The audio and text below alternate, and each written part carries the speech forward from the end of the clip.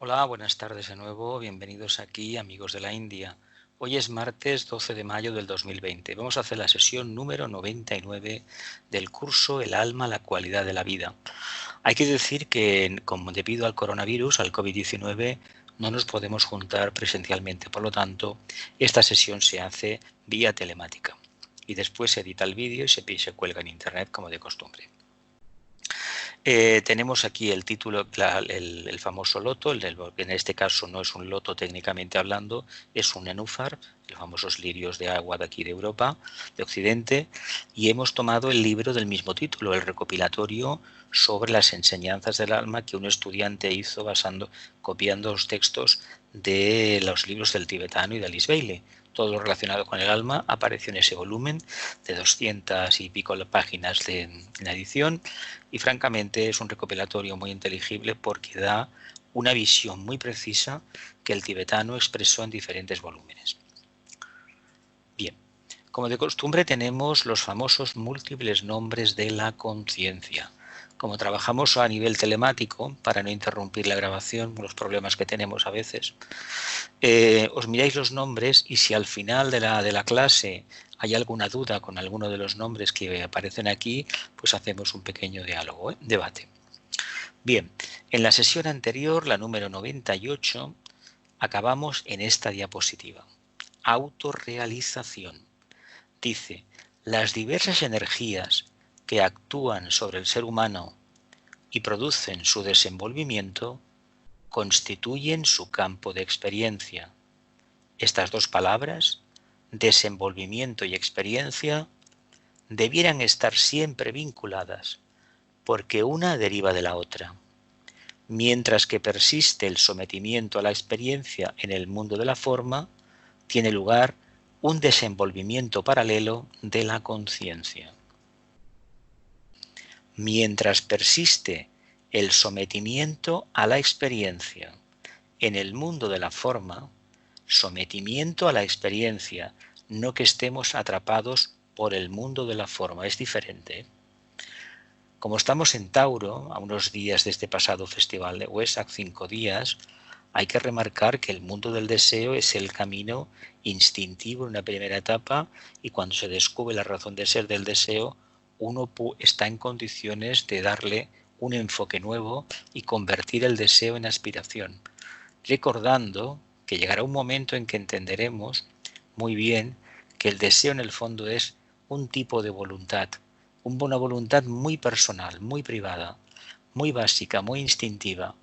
Técnicamente hablando sería la voluntad destronada, según los autores teosóficos del siglo XIX. Por lo tanto, entendamos que trabajando la materia, el mundo de la personalidad, la experiencia compartida con otros egos encarnados, adquirimos ¿qué?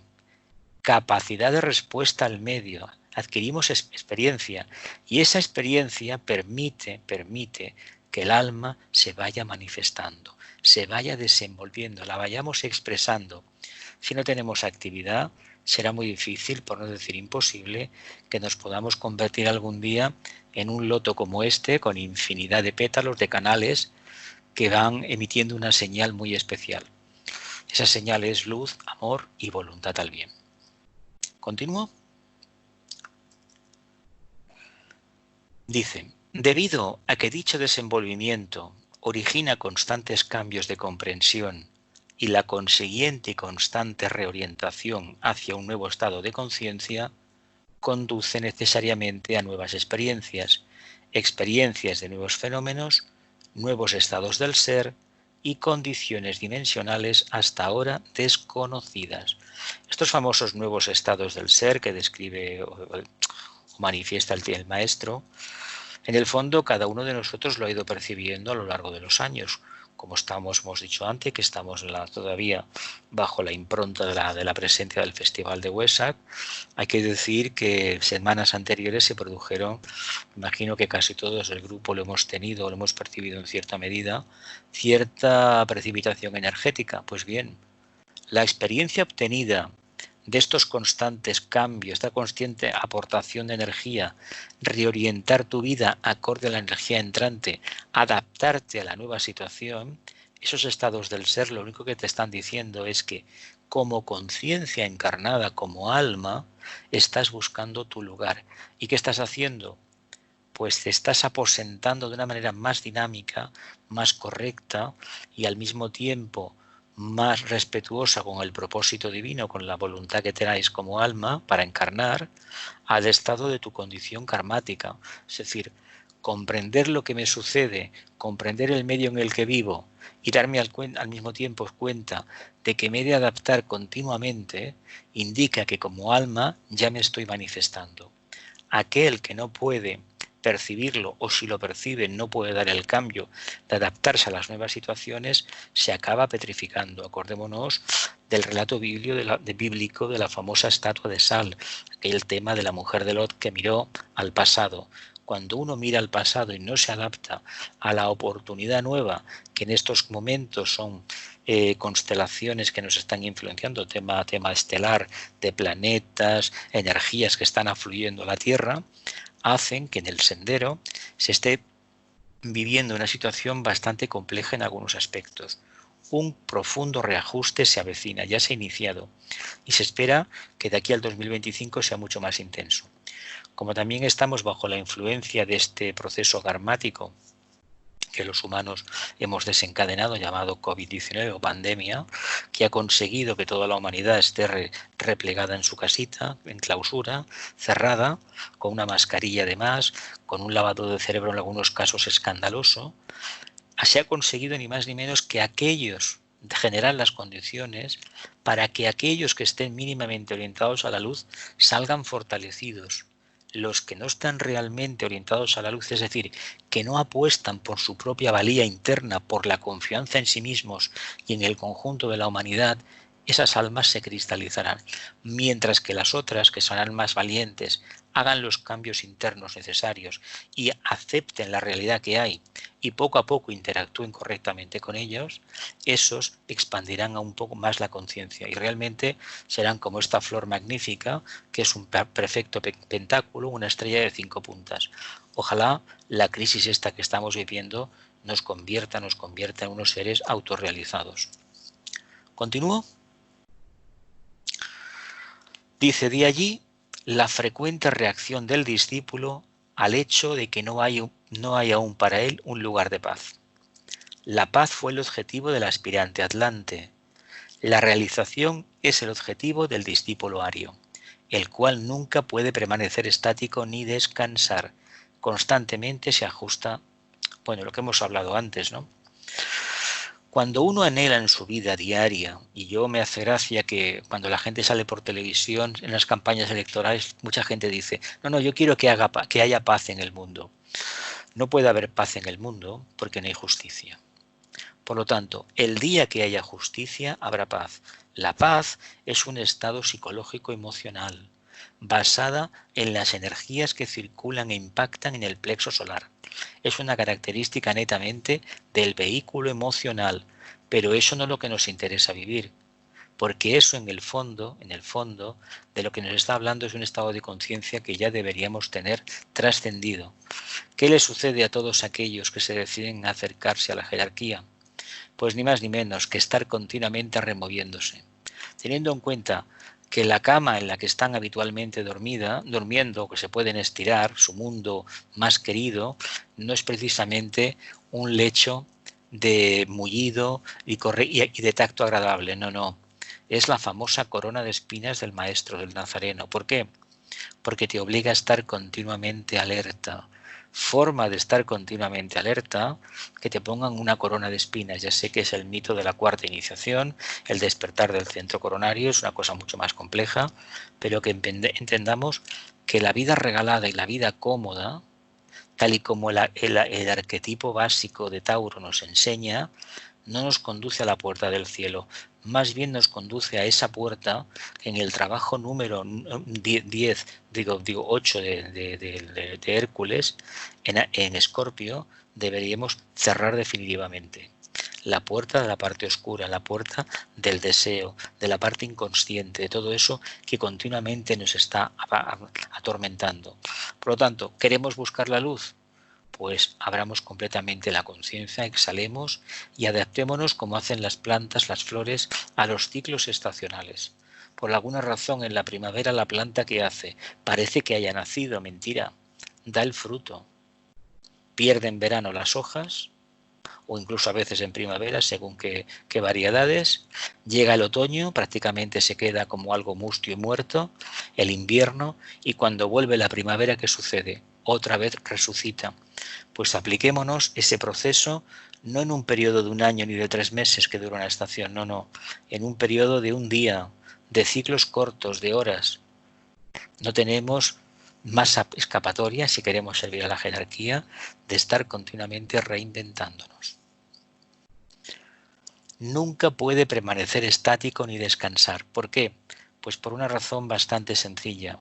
El alma está ahí, el maestro está ahí, y a medida que uno es útil, es cada día más requerido ¿para qué? Para que medite, para que actúe, para que esté perfectamente atento, para que todo aquello que va percibiendo que no sabe lo que percibe, vamos a ser claros, a nivel de mente concreta no se tiene constancia, en el día a día, si está muy atento, lo irá exhalando. Este festival de Wesak, yo me imagino que a todos nos ha pasado ya, en algunos festivales anteriores, ha precipitado sobre la humanidad, sobre los discípulos, aspirantes, un tipo de energías que si mantenemos los protocolos habituales del silencio, del retiro interno continuamente, es hasta donde se puede hacer, acabará en las próximas semanas, si no lo ha hecho ya, a aportarnos una nueva orientación. Y el compromiso, lo más probable que vaya, como en los últimos 10 años o 15 o 20, de afianzar más aún el campo de servicio, el que sea, porque al final vamos a ir a parar a la síntesis, y la síntesis, no olvidemos, va a ser el cumplimiento del propósito divino, tal y como en estos momentos lo percibe la jerarquía, el maestro, el Arra. La realización es el objetivo del discípulo ario. La realización, que es manifestar el alma, servir, no que yo me encuentre bien, no que hay esa paz que se dice a los demás, no se puede pedir por una razón sencilla, porque el que la pida no tiene ningún derecho a vivir aislado de los demás, por mucho que diga que quiere paz para el mundo. Si necesita esa paz emocional, todavía no ha comprendido cuál es el trabajo que tiene por delante. Ahora bien, no podemos juzgarlo de manera que errónea, porque todos hemos pasado por esa fase en la cual hemos pedido una tranquilidad, creyendo que con una tranquilidad podríamos manifestar mejor el potencial interno que todos atesoramos. Resulta que no es así. Cuantas más dificultades hay en la vida diaria, más números tenemos para que el alma acabe manifestándose. ¿Sigo?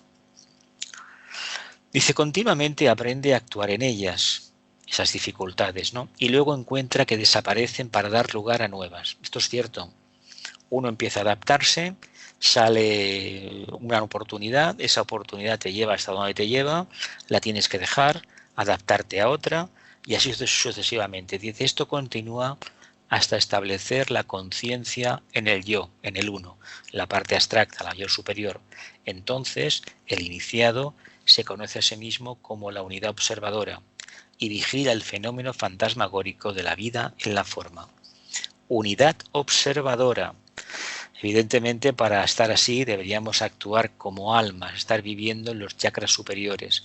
Ojalá llegue el día, después de todo el trabajo que tenemos asignado por descontado, en que podamos percibirnos como si realmente estuviéramos sentados en el trono entre las cejas y viéramos como nuestro sirviente, que es la forma, la personalidad, hace todo aquello que nosotros como almas, anhelamos hacer. Y no al revés. No tenemos que lamentar, mediante la actitud del observador, de cómo todo aquello que decimos habitualmente, en el fondo, no somos capaces de llevarlo a cabo. Pensemos en la unidad observadora, la actitud del observador. El observador es ¿quién? El alma, lo más abstracto que en estos momentos podemos abarcar. ¿Sí? ¿Seguimos? Dice, pasa de una sensación de unidad a una de dualidad y de ahí nuevamente a una unidad más elevada. Aparentemente esto es una contradicción, pero hay que decir que en el sendero hay épocas lo que hablábamos de las estaciones antes, en que uno parece que va dando bandazos, otra que está muy seguro de lo que está haciendo, otra en la que no le ve sentido a nada, otra en que algunos momentos alguno lo deja todo, lo vuelve a retomar. Pues todo este proceso puede durar no una vida, sino unas cuantas vidas, hasta que un día, después de mucho trabajar, de mucho bregar, de mucha piedra picar, se produce una abertura de éteres, por hablar de una manera así como muy espectacular, y uno ve esa luz, es decir, esa claridad mental que hasta ese momento no había tenido. Y entonces ya no hay camino para la duda, ya no hay espacio para pensar el qué voy a hacer, solamente hay espacio para actuar, para ser y estar. Y curiosamente, lo más importante del ser y estar es que la actividad no se tiene como una actividad necesaria, sino como una forma natural de manifestar la conciencia. Primeramente, el yo se identifica con el aspecto forma, a tal punto que desaparece toda dualidad en la ilusión de que el yo es la forma. Tenemos entonces la forma, constituyendo aparentemente todo lo que existe. Bien, esta dualidad de la forma y el alma, la personalidad, la forma, el alma, la conciencia, me imagino que los que estamos hoy en la clase virtual y los que puedan ver este vídeo más adelante están en cierta medida vivenciando este proceso. Si no lo han vivenciado ya, igual lo están vivenciando ahora o vivenciarán un poco más adelante. ¿Por qué? Pues porque es consustancial al camino del despertar y la expresión de la divinidad interna. Es decir, es consustancial al sendero del discipulado. Todo ese camino que consiste en reconocer las dualidades, los espejismos, superarlos y llegar nada más y nada menos que a la síntesis. Es muy fácil de describir en 5 palabras, 5 frases si se quiere, pero en el fondo implica cientos y cientos de vidas de picar piedra, de deshacer todo aquello que hemos construido mal.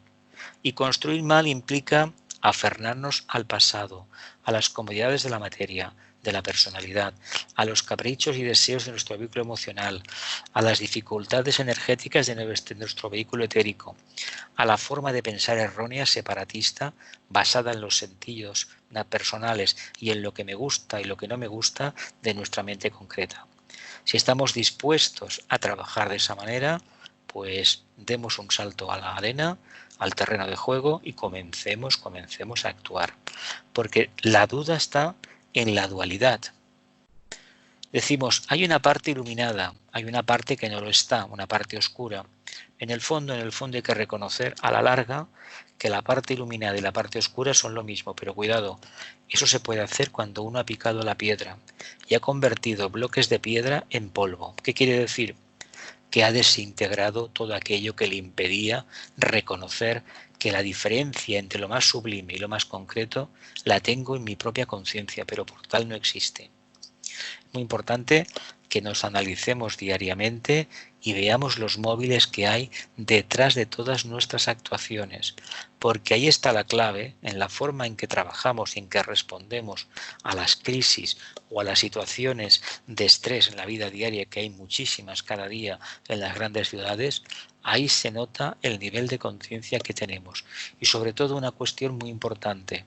Forma de saber si uno está en el camino trabajando para romper o disolver la dualidad, la perseverancia que manifiesta.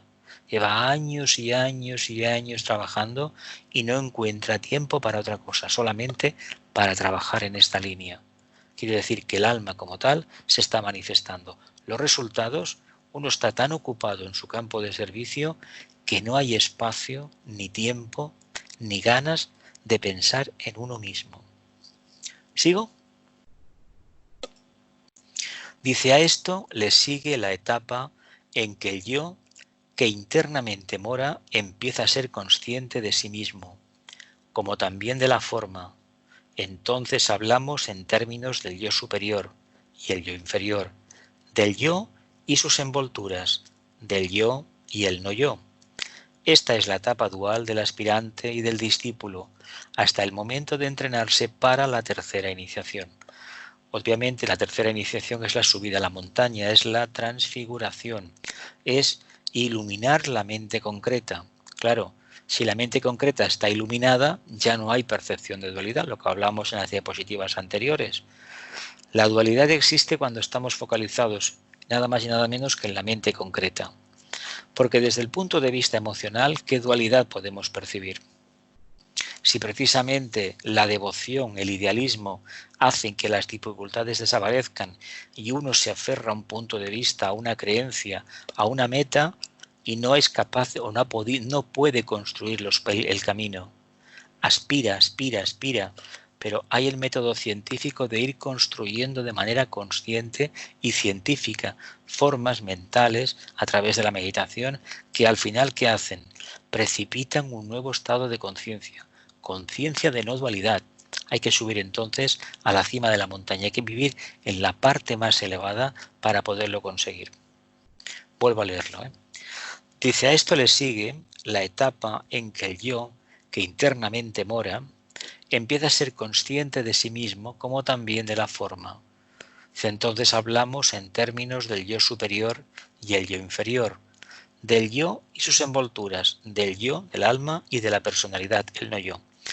Esta etapa es dual del aspirante y del discípulo hasta el momento de entrenarse para la tercera iniciación.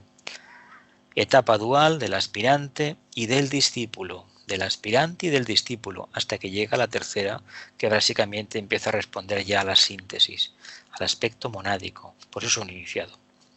¿Continúo? Vamos para adelante. Comienza el conocimiento de que es una entidad espiritual confinada en una forma. Su conciencia durante un largo periodo de tiempo es predominantemente la de la forma. Gradualmente va cambiando tan paulatinamente que el aspirante aprende la lección de resistencia hasta el punto de soportar el no yo, la personalidad, y llega a una vida equilibrada en que ninguno de los dos predomina. ¿Repito? Comienza con el conocimiento de que es una entidad espiritual confinada en una forma. Me imagino que todos aquellos que estáis aquí esta tarde y los que lo van a escuchar esta clase más adelante, han reconocido en algún momento y a veces de forma bastante dolorosa de que está prisionero de una caverna, de una cárcel que uno mismo ha construido. Esta cárcel de barrotes de hierro indestructibles, como aquel que dice, es precisamente la forma que hemos creado, el famoso castillo en el cual estamos viviendo. No nos damos cuenta que este castillo sí que nos protege, aparentemente, pero al mismo tiempo nos asfixia. Si en un primer momento nos protegió de las inclemencias del tiempo y de los enemigos que están por ahí, de los peligros, en el fondo a la larga, se convierte en una cárcel. Será una cárcel dorada, no lo vamos a negar, pero es una cárcel. Por lo tanto, hemos de hacer lo posible por romper esa construcción. ¿Cómo lo vamos a hacer? Reconociendo que estamos dentro de la forma y al mismo tiempo tenemos el potencial de domesticar a la forma, de transmutarla, transformarla, transfigurarla. Si lo conseguimos, tendremos un instrumento idóneo que pueda reflejar ni más ni menos la luz, el amor que como ser y el amor y la voluntad al bien que como seres divinos, como almas, tenemos. Es cuestión de pulir el espejo mejor. Si la personalidad es el espejo, deberemos pulirlo de tal manera que de un trozo de metal o de piedra que prácticamente no podía reflejar absolutamente ninguna luz, al final se convierta en una superficie que pueda reflejar perfectamente la luz que recibe. Ojalá la personalidad, pueda llegar el momento en que esto se acontezca, porque entonces esta magnífica flor que tenemos aquí estará abierta, extraerá su belleza, su perfume y sobre todo su armonía. Su armonía. Vemos unos colores blancos, rojizos, nos habla de un gran secreto. Secreto, confianza interna, trabajo interno, perseverancia. Dice, gradualmente va cambiando tan paulatinamente que el aspirante aprende la lección de resistencia hasta el punto de soportar el no yo y llega a una vida equilibrada en que ninguno de los dos predomina. Conciencia de la forma, conciencia no dual. Dependerá de nosotros apostar por un tipo de conciencia o de la otra, teniendo en cuenta que lo más probable que en el día a día tengamos vaivenes continuos, subidas y bajadas continuas. En unos momentos estamos muy equilibrados, tenemos una conciencia que prácticamente aparenta integrarlo todo, que no es dual, y otras formas somos profundamente duales. Y esto deberemos reconocerlo primero y después hacer lo posible para salvar esa distancia. Sigo. Dice, esto produce en el hombre un estado de aparente negatividad e inercia que puede perdurar durante una vida o dos, donde parece que poco realiza en un sentido y otro. Pero para el trabajador es una indicación valiosa en su trato con las personas. Produce en el hombre un estado de aparente negatividad, esa lucha continua entre la dualidad, el no dual, el mundo de la forma, el mundo del alma, esas dudas tremendas. Dice, produce un estado de aparente negatividad e inercia, es decir, uno se queda estático de esa duda que tiene, que puede perdurar durante una vida o dos, donde parece que poco realiza en un sentido y otro, pero para el trabajador es una indicación valiosa en su trato con las personas. Pero para el trabajador de la conciencia es una indicación valiosa en su trato con las personas. ¿Qué podría significar esto? Inercia, futilidad. ¿Os atrevéis a aportar algo? Fijaos en la foto que hay aquí, a la derecha.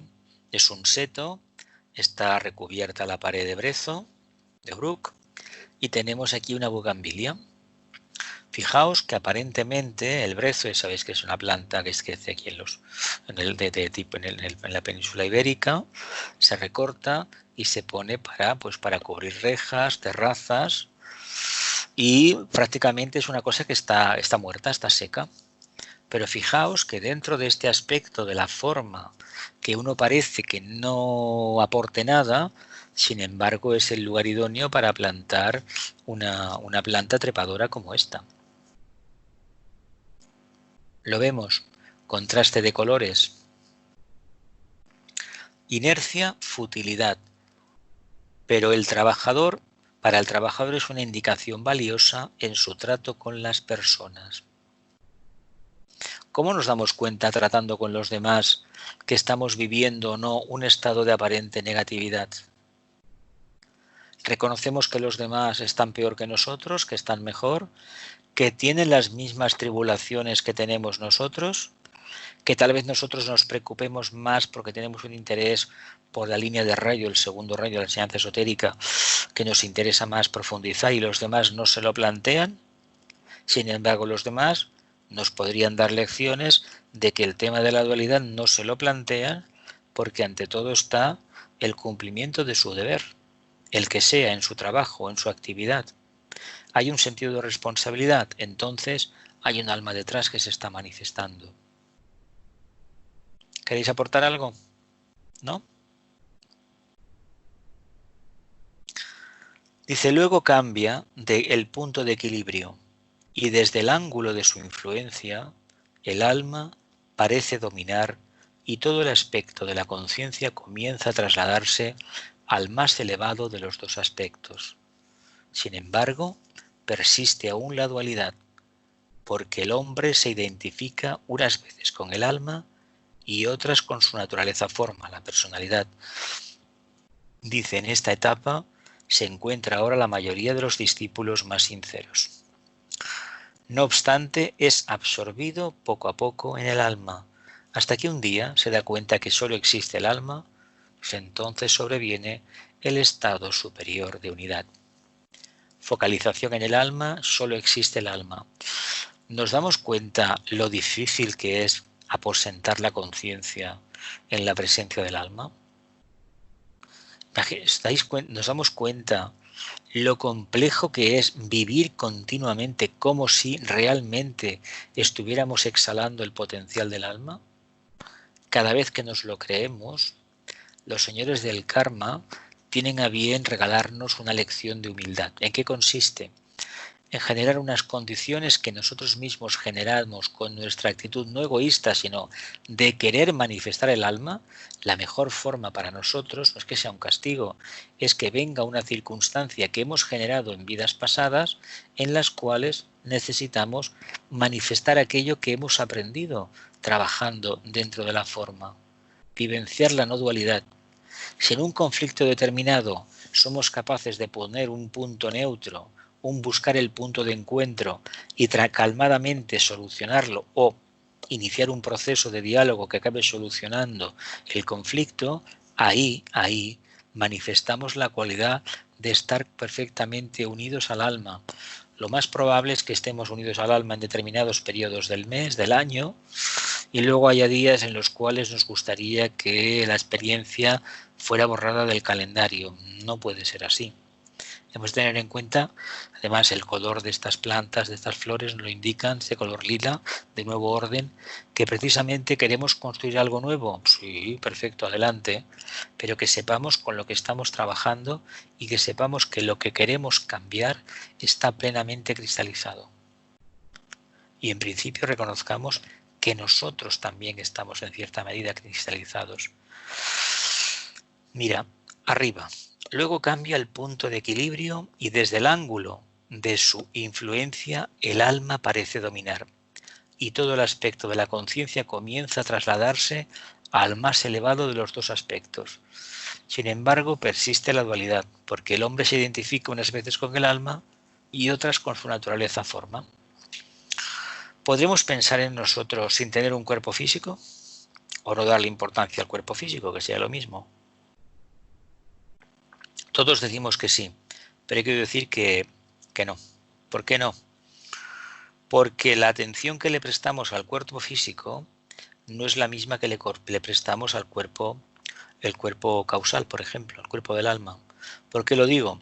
Porque perdemos más tiempo alimentando el cuerpo físico, lavándolo, peinándolo, acariciándolo, dándole buenos alimentos, reposo, etcétera, etcétera, que el tiempo que utilizamos en trabajar con el vehículo causal. Mientras vivamos en esta dualidad, ¿qué creéis? ¿Que podemos abrirnos y exhalar belleza como estas plantas? Bueno, es un poquito complicado. Dice, además que el tibetano reconoce, dice, en esta etapa se encuentra ahora la mayoría de los discípulos más sinceros. Esto lo empezó a escribir cerca de 90 años ya, los años 20 para acá, pues del siglo pasado, imaginaos casi 100 años. Pues estamos en las mismas y siempre estaremos en las mismas. Aún así, hay que armarse de mucha paciencia, de mucho valor y continuar apostando porque por la manifestación del alma, ni más ni menos. Se encuentran la mayoría de discípulos más sinceros hoy en día, claro. Dice, no obstante, es absorbido poco a poco en el alma, hasta que un día se da cuenta que solo existe el alma. Es decir, de manera automática, de manera a veces como podríamos describir como mágica, no sabemos cómo, se hizo la luz. Y cuando se hizo la luz ya uno ya no trabaja para la personalidad. Es más, la personalidad existe, faltaría más, pero es automática. El problema nuestro es que todavía pensamos mucho en la personalidad. No deberíamos pensar en eso, debemos pensar más y trabajar más con la parte más arquetípica, causal. Focalización en el alma, solo existe el alma. No se trata de que nos lo grabemos a fuego aquí en la piel, sino de que entendamos que cualquier circunstancia de la vida deberíamos actuar como almas y que pase lo que pase, pase lo que le acompase a la personalidad, en el fondo, el morador que está dentro, el morador, el dueño, el que se manifiesta en esa forma, necesita de esa experiencia. Forma muy clara de ver hasta qué punto uno controla, expresa, irradia a través de los vehículos. ¿Continuamos? 26. Las relaciones del alma. Dice, 3 cosas pueden impartirse que si se medita sobre ellas, inteligentemente podrán conducir a la iluminación. El ego en su propio plano comprende conscientemente su relación con el maestro y trata de transmitir esa conciencia a la personalidad. El ego, el alma, en su propio plano comprende la relación con el maestro y trata de transmitirlo a la personalidad. Bueno, muy bien, el maestro, la reina de rayo, el maestro ángel solar, tanto da, porque el primer maestro es la propia alma, es decir, esta entidad que está ahí en el cuerpo causal, ese ser que gracias a su presencia hemos podido construir el cuerpo causal, el ángel solar. También se puede referir al maestro. Ojo, porque el ego, el alma, es el maestro de los vehículos inferiores. Por lo tanto, ¿a quién con el tiempo vamos a hacer caso como almas? Al maestro de línea de rayo. No olvidemos que el maestro que nos interesa es de línea de rayo, el que tiene una energía parecida a la nuestra. O mejor dicho, nosotros intentamos parecernos al maestro, teniendo en cuenta que la cualidad que nos anima a los dos es la misma. En este caso, si fuera el segundo rayo, pues ya sabéis qué energía es: amor, sabiduría. Amor, sabiduría. Ego, relación con el maestro, relación con el ego. ¿En qué fase nos encontramos ahora? ¿Creemos que estamos en la fase de manifestarnos como egos o depender totalmente del maestro? Pues es una cosa muy abstracta el tema del maestro, ¿eh? No lo olvidemos. ¿Queréis aportar algo?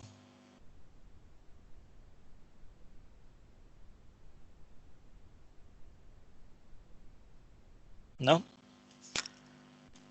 Bien, vamos a continuar. El yo superior, en su propio plano, no está entorpecido por el factor tiempo y espacio. Y como conoce el futuro, lo mismo que el pasado, trata de lograr el fin deseado y convertirlo rápidamente en una realidad. Repito, el yo superior en su propio plano no está entorpecido por el factor tiempo y espacio. Factor tiempo, mente concreta. Factor espacio, mente abstracta, ¿no? A fin de cuentas, cuando se retira el alma del plano físico, ¿qué sucede? Se destruye el vehículo etérico, físico etérico, ¿verdad? El tiempo que está en el astral, en el plano donde le toque, acabará destruyendo, muriendo. La conciencia está dentro del vehículo emocional. Se acabará muriendo este vehículo, se acabará destruyendo. Llegará un momento que también sucederá algo parecido con el vehículo mental concreto, ¿no? A fin de cuentas, estos vehículos, ¿qué son? Unos impedimentos, ¿no? Un lastre que impide que el alma pueda desplegar las alas. Pero el alma necesita de los pies, la personalidad. Sí que llegará un momento que se puede preguntar lo siguiente: ¿para qué quiero pies si puedo desplegar las alas, si puedo volar? Esto pasará cuando como almas, comprendamos el papel y la relación que tenemos dual con la personalidad. Cuando esto se integre, automáticamente desaparecerá esa idea de los pies y desplegaremos las alas. No sé si me he explicado. ¿Para qué quiero pies si puedo desplegar las alas? ¿No? Esto es una frase atribuida a alguien del siglo XX muy conocida en este caso, porque tenía un problema físico muy grave y dijo en cierta ocasión eso. Y es verdad, porque ella podía volar internamente. Una artista que era muy compleja. Dice: el yo superior en su propio plano no está entorpecido por el factor tiempo y espacio. No está limitado, vaya. Y conoce el futuro lo mismo que el pasado. Claro, conoce el futuro lo mismo que el pasado. ¿Nos hemos planteado alguna vez por qué todavía no conocemos el futuro? Pues porque no conocemos nuestro pasado. Conocemos el pasado que nos interesa, el que nos da la coordenada espacio-tiempo, la actual encarnación. Yo no conozco mis vidas pasadas. Aunque haya tenido en algún momento de esta encarnación pequeños vislumbres, pequeños flashes, imágenes de diferentes vidas en diferentes países, incluso diferentes razas, con eso no me puedo quedar, porque por la imagen puedo percibir simplemente si fue una persona feliz o no lo fue. Y eso sí que lo he percibido. Si fue una persona muy sabia, en el sentido de que muy dinámica, muy activa, muy segura de sí misma, o fue una persona que estaba poco menos que atormentada. Pero no sé más. Claro, como no he integrado mi referente pasado, solamente está arquetípicamente contenido en los átomos simientes, Tal vez hasta que no llegue el momento de presentarme a la cuarta iniciación, cuando los voy a destruir definitivamente, entonces, como mónada, se me revele todo mi andadura por el reino humano, por el cuarto reino. Pero en ese momento, ¿de qué me servirá? Pues de experiencia, y esa experiencia se la voy a entregar, ¿quién? Al Padre.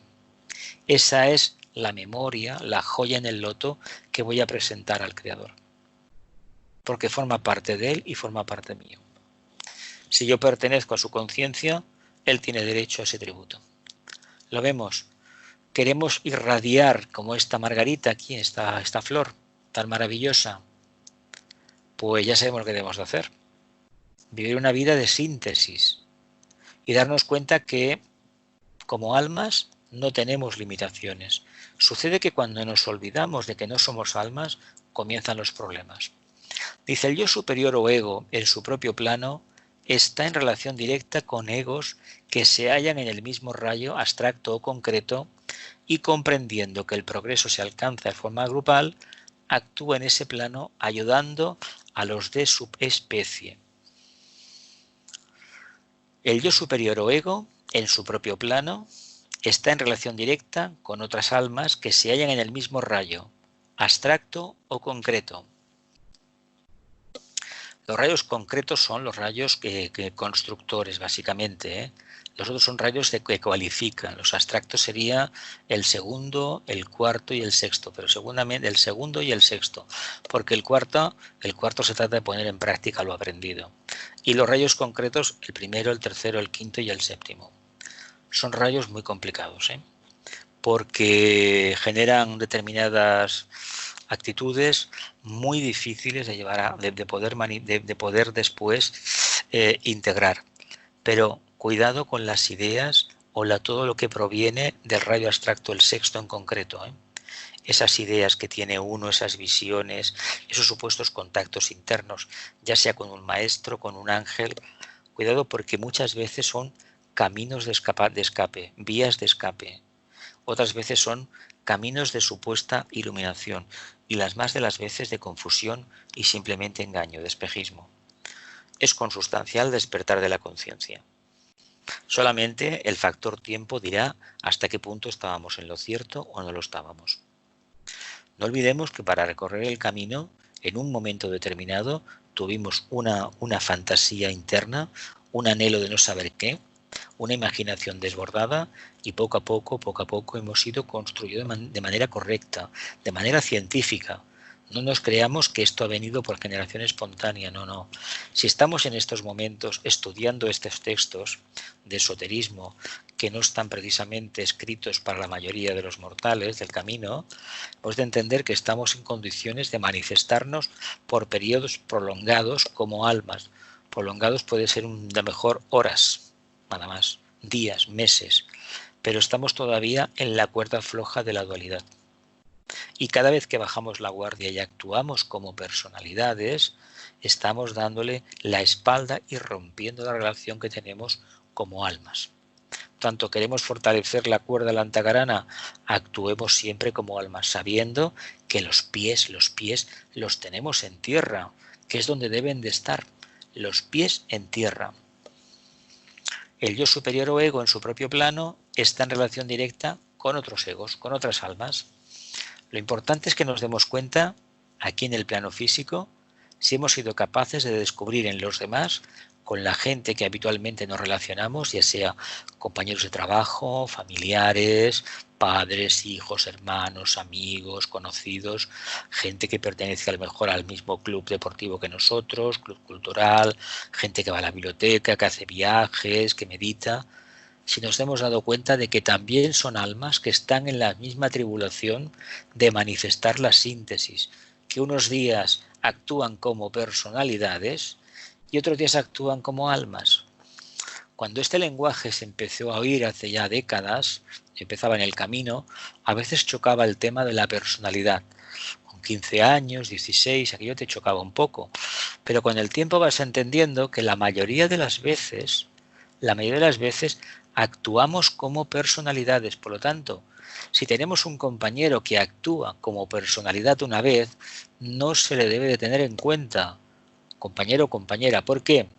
Porque es consustancial al proceso de manifestación y asentamiento de la conciencia, expresión clara y rotunda del alma. Ahora bien, si continuamente en una reunión de estudio, como puede ser esta, es un estudio de un libro, hay alguien que continuamente está manifestando la densidad, lo más concreto, sí que se puede sugerir con buenas palabras que hay que levantar el nivel. ¿Que no hace caso? El grupo debe perseverar por mantener el nivel y no hacer caso a las opiniones, disparates o continuos ataques que podamos percibir por parte de ese compañero o compañera. Porque si lo hacemos actuamos como personalidades, mientras que si nos mantenemos como almas, tarde o temprano nuestro hermano acabará cambiando, en el sentido positivo del término, porque se le dará el espacio necesario para que pueda comprender, pueda percibir el amor que el grupo tiene. ¿Sigo adelante? ¿Sí? Alma y la personalidad. El alma y la personalidad. El alma casi no tiene conciencia de la personalidad. Esto, como viene de diferentes libros, parece que sea un texto contradictorio, pero no, en modo alguno. Porque en cada capítulo, cada 2 o 3 páginas, te da una definición del alma que francamente cada vez te convence más, me convenzo yo personalmente, de la gran sabiduría que el maestro tibetano tiene. No olvidemos que llevamos 5 años con el texto este. 5 años. 23 de abril, festividad de San Jordi, San Jorge, aquí en Cataluña, que empezamos con el curso del alma, la cualidad de la vida. Han habido cursos, épocas en las que teníamos una clase al mes, después una cada 3 meses y últimamente, en los últimos tiempos, estábamos 2 clases al mes. Pero debido al coronavirus lo estamos haciendo semanalmente. Y francamente, cuando el curso se realiza de manera semanal, la percepción del entramado mental del maestro se va percibiendo mejor. Digo entramado mental en cuanto a la claridad de ideas que el maestro tiene, hasta donde lo podemos ver y percibir a través del texto escrito por Alice Bailey, porque es de una pureza y de una intensidad sublime. Ya sabemos que Fuego Cósmico es una maravilla, pero lo que aquí se dice sobre el alma, en este recopilatorio, es una auténtica obra maestra. Dice: el alma casi no tiene conciencia de la personalidad, de sus disposiciones e ideas. Puede ser consciente de las limitaciones existentes en la personalidad y de los obstáculos opuestos a la afluencia de la energía del alma, pero los detalles no le interesan. Bien, un ejemplo práctico. ¿Qué ha pasado en nuestra vida cuando hemos conocido a alguien que le cuesta a lo mejor mucho entender ciertas cosas a nivel mental, que no acaba de comprender cómo funciona, por ejemplo, cosas muy básicas para los demás? ¿Qué actitud hemos tenido? ¿Nos hemos preocupado? ¿No nos hemos ocupado? Está ahí, forma parte del grupo, forma parte de la familia humana. ¿Cuándo hemos empezado a interesarnos? Cuando este individuo ha empezado a responder a su propia alma, ha comprendido la dualidad y se ha aplicado la experiencia, la lección, y ha empezado a manifestar sentido de responsabilidad. Cuando encontréis a alguien en vuestras vidas, en el medio ambiente, donde sea, que a pesar de las dificultades persevera y persevera y persevera, no digamos nunca que tiene mucho ego ni mucho orgullo, no. Ahí vemos un alma trabajando. Porque lo más probable es que trabaje, fracase, siga trabajando.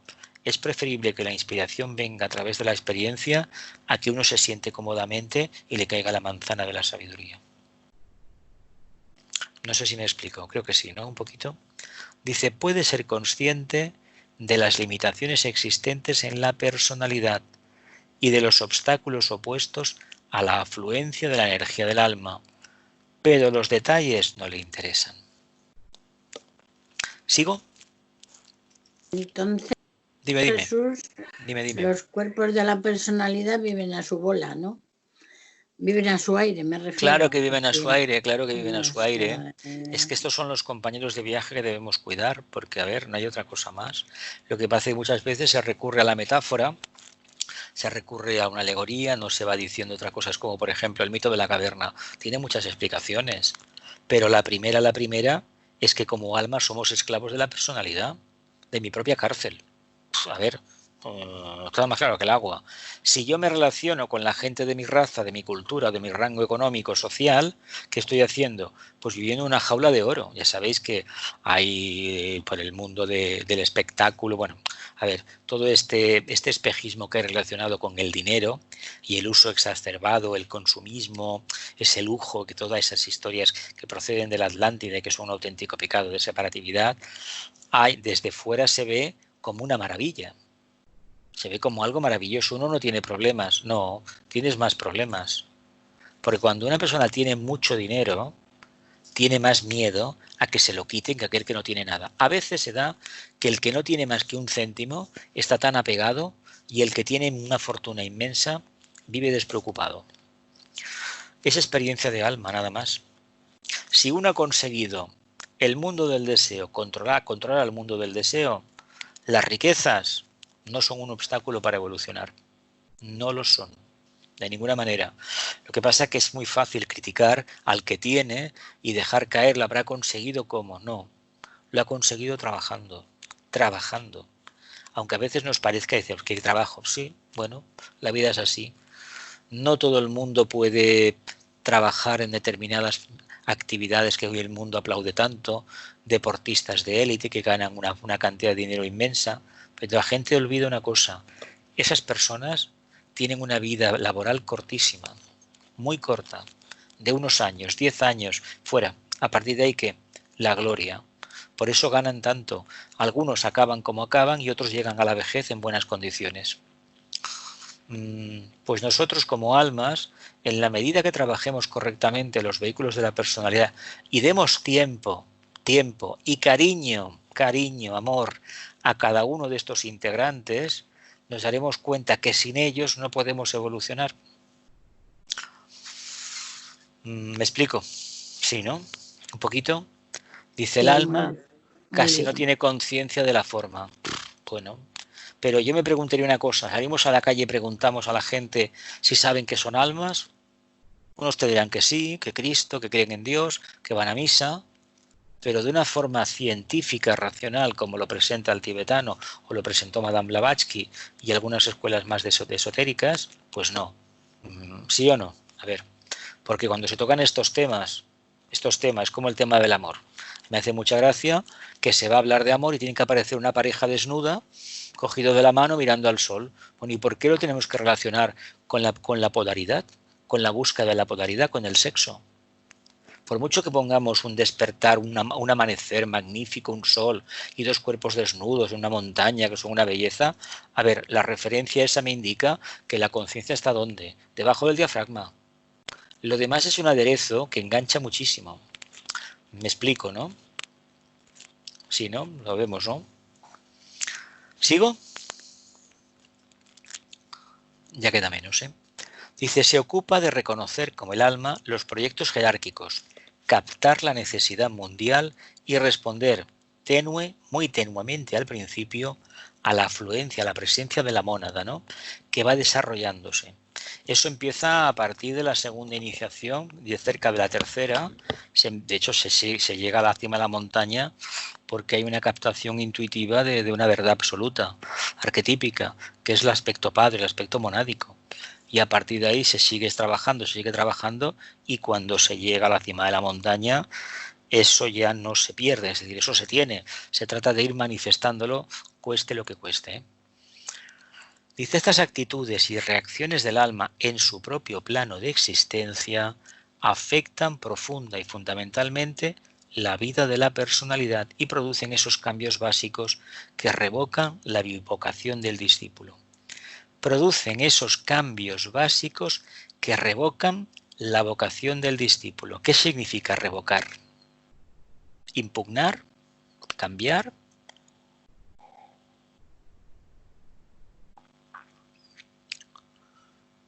Revocar es cambiar, ¿no? Revocar Cambiar es cambiar una cosa por otra, realmente, ¿no? la Revocar.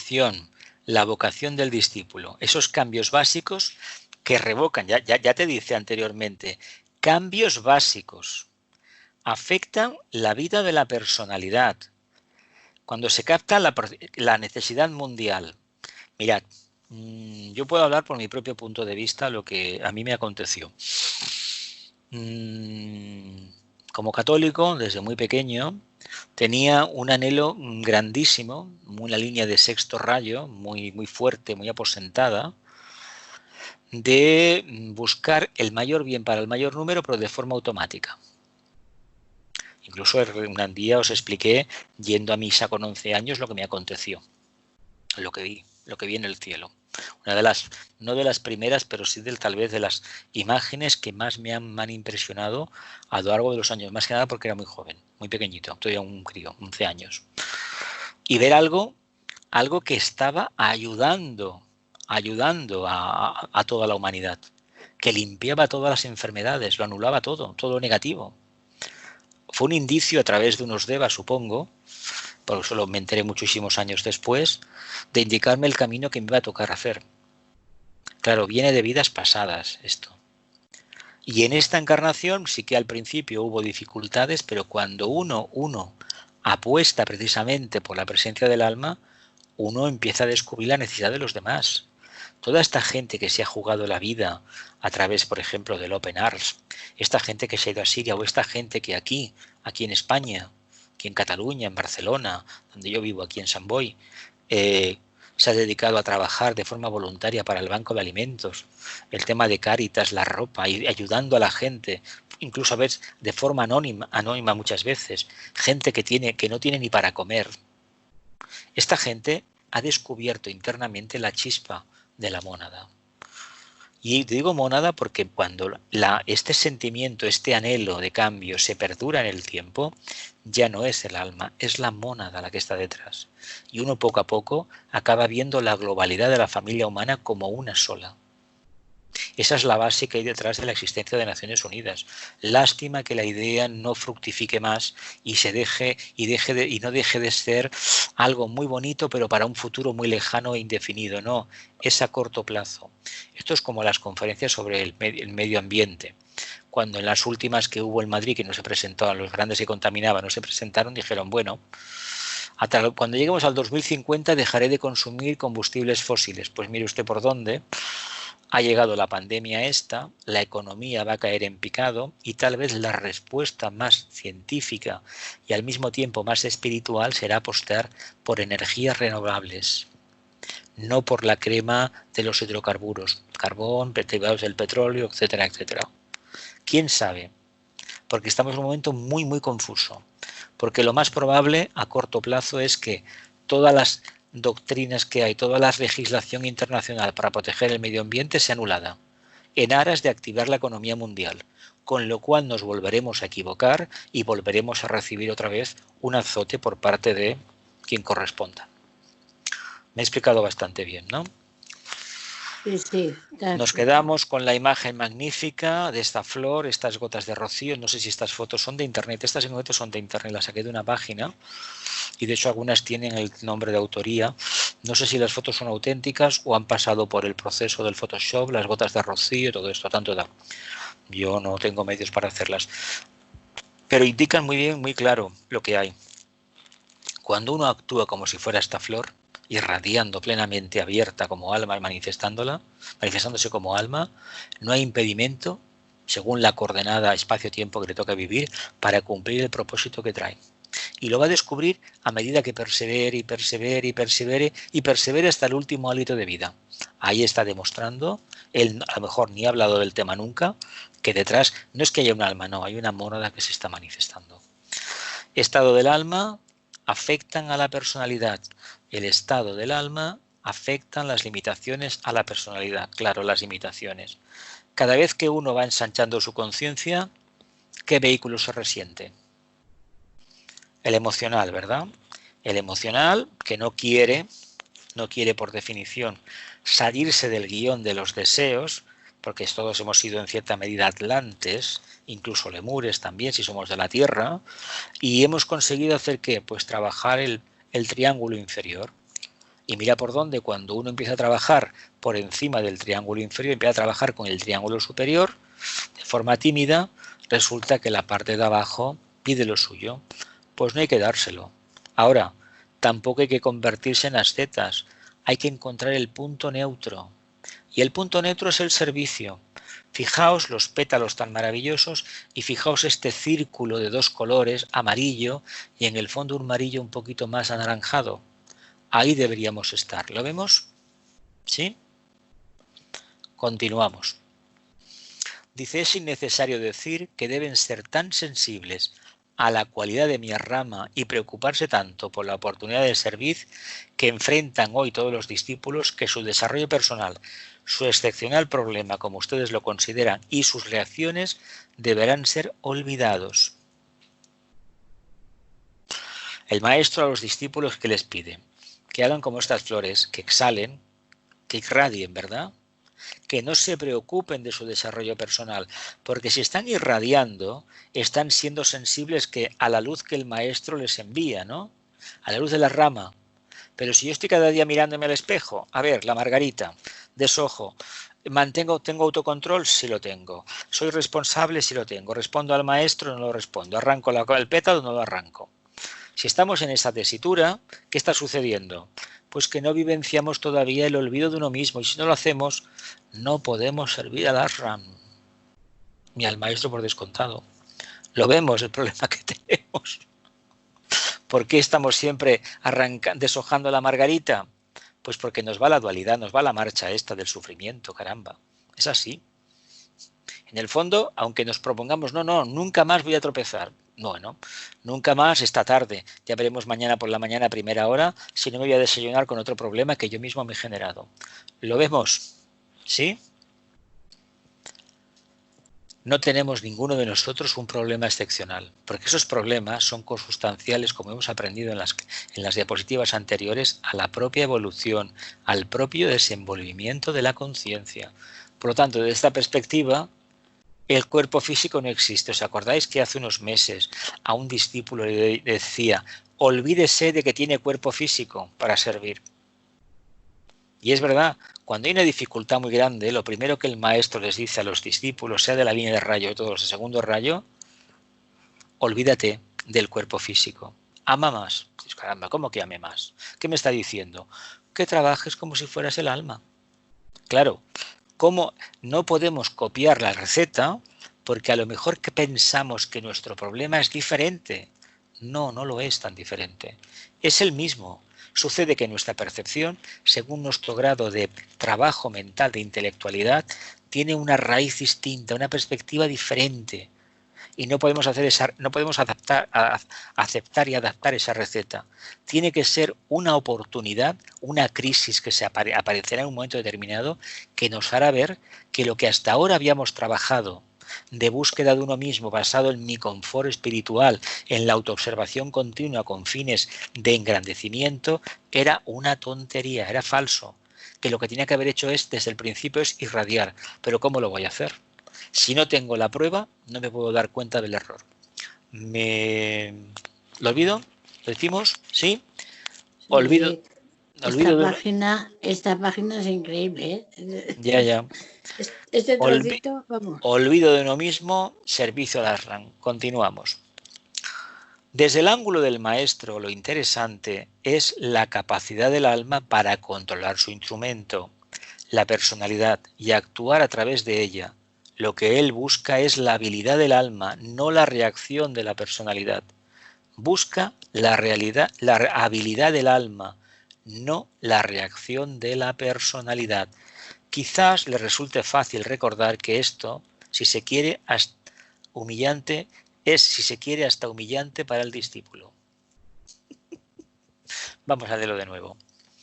Desde el ángulo del maestro, lo interesante es la capacidad del alma para controlar su instrumento y actuar a través de ella. El maestro quiere que actuemos como almas dentro de la personalidad, ¿verdad que sí? Lo que él busca, lo que el maestro busca es la habilidad del alma, no la reacción de la personalidad. Que le importa un carajo lo que pensemos y lo que queramos, lo que no dejemos de querer. Me lo vuelvo a explicar mejor. Dice, quizás le resulte difícil recordar que esto, si se quiere hasta cierto punto, no lo pone, humillante para el discípulo. ¿Por qué? Porque no lo considera. ¿Lo vemos? al discípulo lo considera en tanto como alma. No olvidemos una cosa, en la rama entran las almas, no entra la personalidad. ¿Para qué le interesa al maestro si no ves bien, tienes diabetes, tienes hipertensión? Eso es consustancial a la manifestación de tu divinidad interna, ¿no? Es asunto tuyo, te puede dar unas indicaciones generales y tú debes comprender hasta qué quiere decir con esas sugerencias. ¿Lo vemos? Ojo que no hay obstáculo en el camino para manifestar el alma, ¿eh? No lo hay. Nosotros buscamos 1001 excusas para no hacerlo. Estoy mal, no me encuentro bien, la cabeza, tengo azúcar en la sangre, tengo hipercolesteremia, tengo hipertensión, tengo artritis, tengo no sé qué. Vale, muy bien. ¿Y? No, que no puedo servir. ¿Cómo que no puede servir? Manifiesta el alma. Todo eso que tienes es consustancial que a un trabajo no correcto durante vidas con tus vehículos de expresión. ¿Lo vemos? Vamos a la siguiente y finalizamos. Dice, cuanto más absorbido esté por su respuesta y capacidad personales, tanto más invulnerables serán las barreras que erige entre él en el plano físico y su alma. Más absorbido esté por la respuesta y capacidad personal, más invulnerables serán las barreras que erige entre él y en el plano físico y su alma. ¿Nos preocupamos mucho del día a día? Pues estamos construyendo una muralla con el alma. Fijaos la muralla lo que significa. Si el Rubicón, el diafragma, es la muralla que me separa del mundo inferior, el mundo del deseo, lo que son los chakras, el plexo solar, el sacro y el básico, si me estoy preocupando de esa parte, que debería estar ya controlada por el alma, ¿qué estoy haciendo? Que estoy construyendo una barrera que será impenetrable. ¿Para qué? Para que se manifieste el alma. Como resultado también se erigirán barreras entre el discípulo y la vida de la rama, en el cual está destinado a formar parte. Tengan esto presente y ocúpense lo más posible de la vida del alma, de modo que no dispongan tiempo para la introspección de la personalidad. Bonito, hoy es genial, ¿O nos lo parece? Hoy te está diciendo que te olvides de ti mismo, que no te preocupes tanto si no duermes bien o si estás avanzando o estás dejando de avanzar. Simplemente que seas tú como alma y que entiendas lo que significa ser y estar. La esencia y la manifestación de esa esencia. ¿Lo percibimos así? Olvido de uno mismo y acentúen la vida del alma, nos dice el maestro. ¿Sí? ¿Nos quedamos aquí? ¿Verdad? Venga. Que la luz, el amor y el poder restablezcan el plan en la tierra. Que así sea y cumplamos con nuestra parte.